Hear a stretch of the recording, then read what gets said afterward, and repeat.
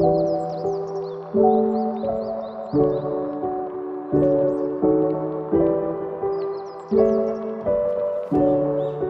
y'all, welcome back to Yanni's World. So part one of my trip to Thailand. Here I am, boarding my flight from Houston to Dallas. I did have a 2-hour layover in Dallas. So this is me excited, trying to get through the nerves of the fact that I am on my way to Thailand, y'all. I am on my way to Thailand. Like, I've been manifesting this for so long and it was finally happening. I was going to Thailand. This is me on my flight. The sunrise was beautiful. Like, Texas is really beautiful. It really is. It's a bit ratchet, but it's definitely beautiful. But that flight wasn't long. I want to say it was about, an hour? I mean, it's only 3 hours driving. It was about an hour. Pretty easy, pretty decent. Got to Dallas. It was my first time in Dallas airport. It was pretty cool, pretty nice. It was bigger than what I expected it to be. But then again, I don't know why I expected anything less, because everything is bigger in Texas. I definitely learned that when I moved here. But this was just me exploring the airport. Y'all, my airport videos, honestly, are like really bad. Truthfully and honestly, I was just so excited about the fact that I was going to Thailand. My nerves were everywhere. And it was just like, I was trying to record the airport. But everything just kept happening, y'all. I was too excited. My ADHD was kicking in so crazy. It was like I was everywhere but nowhere all at once. So I ended up just trying to figure out what I wanted to eat while still like looking around the airport to see what's in it. I was still in America, so I wasn't like, oh my God, wow, this is crazy, like amazed. But I was in a different airport that I hadn't been in before. So I was still like, oh, what's in here? I want to see what's in here. So I kept exploring. And then I ended up going to Applebee's because I realized I just wanted something quick. So I got some boneless wings and a drink because I'm about to be on a 13-hour flight to Tokyo. Of course I'm going to get a drink. This is just me talking about how excited I am. It was like, y'all, I was just like in such a big awe. Man, such a big awe. I was so excited. I was telling myself how proud of myself I was. Like, you have been manifesting this. You have been doing this for yourself. You really, like, you did that. I was just so proud of myself. You can really see my ADHD in my video, like kicking in. I get to moving around. I get to making faces and trying to figure my life out. But overall, I'm excited. Singing to myself, talking to myself, just like, girl, because you did this. You did this, okay?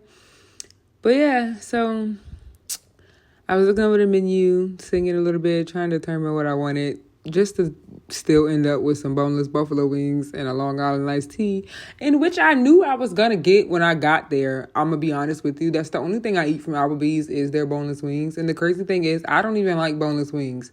But it's something about Applebee's double crunch boneless wings that just gets me every time. So I always end up getting the same thing in a Long Island iced tea. It's rare that I'm even in Applebee's. Like, it's once a year probably, if that. This is like my first time going in forever.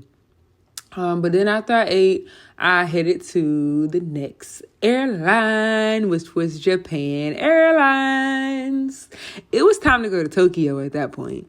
I knew that I had to prepare myself because this was a 13-hour ride from Dallas, Texas to freaking Tokyo, Japan. I was excited. I was emotional. I was scared. I was amazed. I was happy. I was so many emotions, y'all. And then when you get on the plane, they give you headsets and a blanket. The headsets were pretty loud. You know, they were basically like the classroom in high school classroom headphones. But I'm a little bougie, so I already had my own neck pillow and my own blanket. I already had plans to be comfortable with or without the blanket they gave me, but I did use it as an extra headrest. And I knew I was going to be on the plane for 13 hours, so of course I'm going to get drunk. It was unlimited wine. Free wine? What? It was disgusting, y'all. I'm going to tell y'all that, but it's going to get you there. The food, I would give the food a good 7.5 out of 10. I had beef and string beans over rice. It was really good. The beef was good. I'm not a huge beef fan, but it was decent. The ice cream was really good. It's Ben & Jerry's. Of course, I'm going to smash it. The sides, I wasn't really too fond of. It was a hit or miss, honestly. Everything else was great though. They showed us a little map of how much time we had left because like 2 hours had went by at that point. Then they ended up bringing out these little biscuit bread sweet thingies and it was super good. Now it was time to get off the flight. Y'all, at this point, I'm like so amazed because guess where I'm at? I'm in Tokyo. I'm in freaking Tokyo. This is me going through immigration. You know, when I got there, I rolled my eyes so hard because that line was so long. But we got through immigration super quickly. Me personally, I recorded everything. I don't care if it was worth it, worthless. I don't care if it was needed or not. I was so amazed to be in Tokyo. I was recording any and everything that there was for me to record. And there was nothing that you can tell me that I couldn't do because I was recording. I was just amazed to see everything. Could have been a piece of paper laying on the floor that said Tokyo. I was going to record it. I was in Tokyo for the first time in my life and by myself. Let's not talk about how I acted when I got my first Tokyo money out the ATM machine. I was so pressed, so excited because, I am international now. I have international money. There was nothing you can tell me at this point. I had took the train to Shibuya Crossing, and I really felt like I was that girl.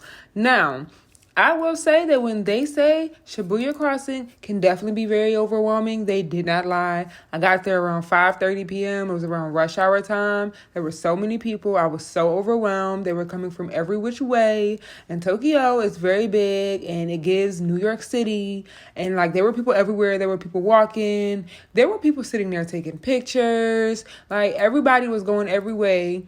And I was like feeling like I was walking in a circle at one point. It was just so much going on. Like, it was a lot going on. I'm not even going to lie to you. However, I sucked it up. I made it to my hostel. I did stay at the viral Millennials hostel. The little bed pod was really cute. It was small, but it was enough space for me to be comfy and sleep good. The beds did extend, and everything was really pretty. Then I got cute and I went out in the city to enjoy Tokyo. But what I did not do that I should have done was pay attention to the weather. I don't know why I expected Tokyo's weather to be like the same as Thailand's weather. It was very incorrect. Very incorrect. It was freezing in Tokyo. It might not look like it in this video, but y'all, I was cold as heck. It was so cold. Oh my Jesus. Like I was trying so hard to get my life together in this cold, but I was like, you know what? I'm going to thug it out. I'm going to walk around. I'm going to go see Tokyo. It wasn't no way that I was walking back to that hostel to get that sweater. I was already out. It was like, we out and we're going to go and have a ball. You know, we're going to make this work. Okay. So I did. I kept walking, just exploring Tokyo. A lot of this video was just y'all going to see me walking because I was so amazed and looking at stuff. I didn't even realize that I still had the camera facing me at one point. And then I started talking in the camera. And it was just like, you know what? You guys are just going to see me for this part of the video. And I'm just going to explain what I was talking about, which was basically me just being amazed that I was in Tokyo and everything around me and how many people that was around me. And the fact that Tokyo looks like an oversized New York City. Like, I kid you not, it looked like New York. But besides me being cold, hey, I walked the block, walked the strip like I was the baddest thing popping, and you couldn't tell me nothing. I was in Tokyo.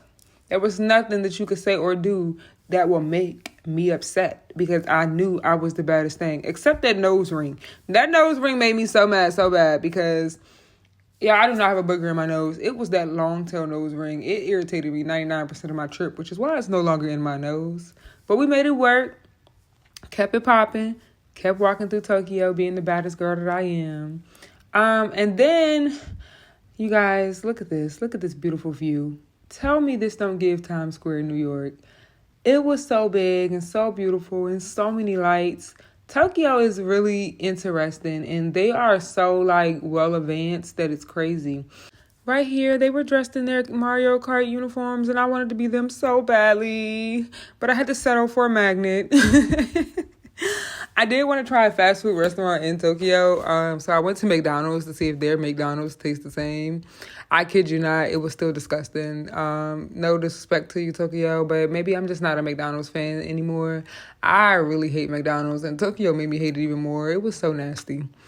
But here we are, looking at the view. I kid y'all not, I was just walking everywhere by myself. I did feel 100% safe. I did not feel like I was in any harm at any time. And I literally just walked the strip for hours by myself. Everyone was so sweet and so nice. Everyone spoke. And then I ended up at this little arcade place. It wasn't really arcade place. And y'all know those crane machines. It was basically a crane machine place. They had any and everything that you can think of that would be in these crane machines. Like so much stuff in these crane machines. They had food, they had gifts, they had games. At one point I saw one that had apple cider vinegar in it. Kid you not. I ended up going to this hookah lounge, got me a drink. I got a tequila sunrise. And of course, I had to record myself because look at me. Like, look at this baddie in Tokyo solo tripping on her own. Like, this whole trip amazed me because I really did that. I really did. I had my hookah. I was feeling myself. I looked good. I smelled good. I felt good. It wasn't nothing that you could tell me. Then I got to be the DJ, so the music was a vibe. I love R&B, so we vibed in there, I was feeling myself. I was the only black person in there, and I was vibing. And then, y'all, how about on my way back from my hostel of getting my sweater because I got cold, I ended up meeting K Hood. And I was so nervous, and you can tell I was nervous. I had forgot to take the sweater off, so I look a hot mess. But she didn't care. I think she was just excited to see another black person because we conversed and had a good little laugh. And then went about our lives, but it was just lit to know that I was able to meet her because I literally manifested that. I said I was going to meet her. Then it was bedtime, and then when I woke up, it was time to go. I had a really early flight to Thailand from Tokyo, so I did have to get up early, looking like the baddie I am. I mean, look at that face. It's a bowl of innocence. Then, of course, I did go to 7-Eleven before I went back to the airport. And y'all, I will be honest, I was supposed to record this trip, and I forgot to record my 7-Eleven trip. However, I will say it is lit as people say it is. Out of the country, 7-Elevens are much better, and they cook the food for you in 7-Eleven, so you don't have to go home and cook it yourself. So many different options. I really liked it and enjoyed it. I headed over to the airport, which is Haneda's airport. This airport was beyond beautiful. Like Tokyo, y'all did y'all big one with Haneda's airport. It was really big and beautiful. It gave fall. Of course, it was in November. The colors gave like a Japanese fall festival. I really liked it. Everything was all orange, like the leaves were falling off the tree. I enjoyed it. I was there very early, so it wasn't much open, so I couldn't really explore the way I wanted to explore, but I did still go around and record. It's a pretty great airport. It's pretty big. It's pretty decent. There's a lot to view and a lot to see. There's a lot of restaurants in there as well. Like I said, I got there really early, so I didn't get a chance to view much or see as much as I wanted to. I had an early flight. Before the little hour I did go around and record as much as I can. I took pictures. Look how beautiful that looks. That whole fall vibe was everything. It gave fall festival. It was super beautiful. Tokyo, y'all did y'all big one on Haneda's airport. I'm here for it. I love the vibes. It was beautiful. I ended up somehow at this little cool zone. However, like I said, I got there early, so I didn't get to really experience it because everything was still closed. I couldn't really go play any games or anything because everything was still closed. But I wanted you guys to see what it kind of looked like for what I could see. The little parts that I could go to. It was pretty nice. They had this little area where they had all different types of stuff inside of the little machines. I keep forgetting the name of those machines, but those machines right there, they had little action figures. They had ice cream in one. They had one where you can go and take a picture, a little photo booth. It was all pretty cool. I didn't get a chance to really enjoy them because they were closed because I was there super early. It's okay, though. It was really nice to be able to see it, explore it, and just to be in an airport in Tokyo. There was nothing you can do to not make me feel grateful because I was happy. I went and got some fries, which are just potatoes for Tokyo. And then, you guys, to everyone who told me to try sake, I just want to say, you owe me a 1, and I want to know, why did you decide to tell me to try this? First of all, I was all amazed at the cute little bottle. Yes, I tried to smell it. I was amazed by the cute bottle, the cute little pull tap at the top. I'm like, oh, this drink is about to be fire. This is so cute. No, this was a setup. This was the biggest setup of my entire trip. I will not forgive y'all for telling me to try this nasty tail drink. Oh, look at my face. I smelt it and was like, what the world? Y'all, watch my face. Look. Oh My God. Y'all set me up. Y'all set me up so bad for that sake. That was disgusting. That needed to be illegal, y'all. But guess what? I went and got me a little shot glass, and I decided to take shots of it because I'm going to finish this daggone sake. I paid this money for it. Honey, it's going to get finished. So I set it at the airport until it was time for my flight, and I took sake shots. And each shot was nastier and stronger. But you know what? I'm not no punk, and y'all ain't about to punk me. So I took them sake shots. And by the time I got on that flight, honey, I was drunk. I didn't even finish the whole bottle of sake. The whole bottle did not make it with me. I don't know if it was because I was drunk or the taste, but I couldn't take no more. Yeah, threw the rest in the trash, got on my little walkway, and it was time to head to Thailand at that point. Now my nerves are getting even worse because, oh my God, I'm in Thailand, y'all. This is me in my taxi on my way to my hotel. We pull up at the hotel. It looks so nice in the inside. It's all big. It's all happy and feel good in here. I'm like, oh my God, I'm in Thailand. I'm in Thailand, y'all. And this is the part where I was looking for my room for like 30 minutes because I had no clue of where I was going. And I was looking at the numbers, but for somehow, some way, I still ended up in the wrong part of the hallway. But we eventually found the correct hallway that I needed to be in to find my room after a good 25 minutes and finding a worker in the hallway to help me because, yeah, finally found the room though. When I walked in, I was trying to who saw myself like, yo, you did this. This is your hotel room in Thailand. I made it to Thailand, y'all. Like, I couldn't get my thoughts together. I couldn't get my hands together. I was nervous. I was just happy. I couldn't figure out how to turn the light on. Everything was just like, my nerves was everywhere. My anxiety was everywhere. And I was struggling. But I turned that light on. And it was so cute, y'all. It was a nice, perfect size for me and me only. And they had this cute body size mirror when I walked in. Baby, you know I love a mirror. To know me is to know that I love a mirror. I made it in. It looked so cute and homey. Had a balcony with the city view.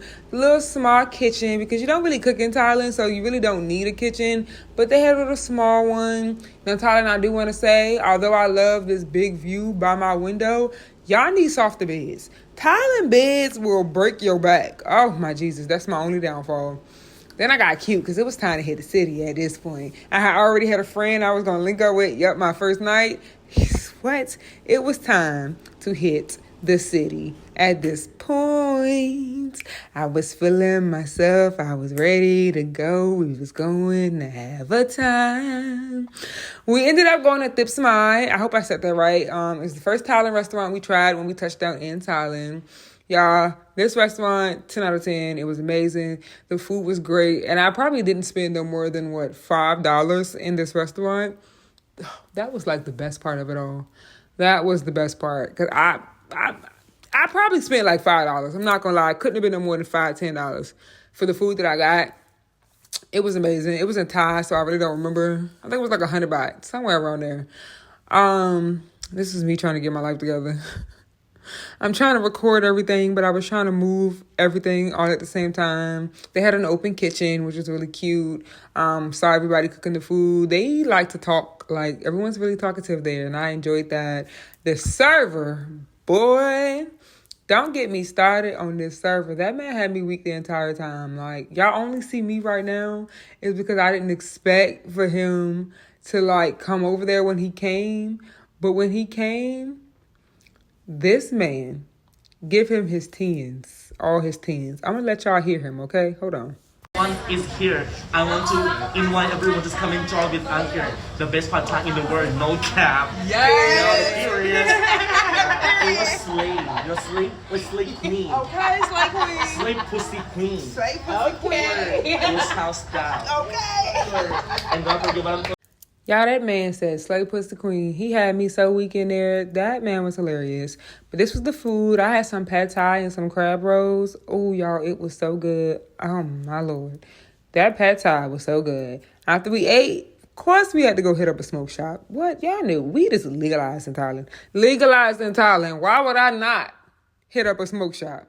Man, the dispensary was right beside the restaurant. There's a dispensary on every block in Thailand. You're not going to miss it. And if there's not a dispensary, there's going to be someone on side the street selling weed. I'm trying to tell you. There's a dispensary on every block in Thailand. And I enjoyed every bit of it. All the options, all the flavors for the cheapest prices, y'all. Oh, it was amazing. After that, it was back to my room. I showered, I rolled my blunt, and I sat on my balcony and enjoyed the city. And that's my trip to Thailand, part 1. Bye!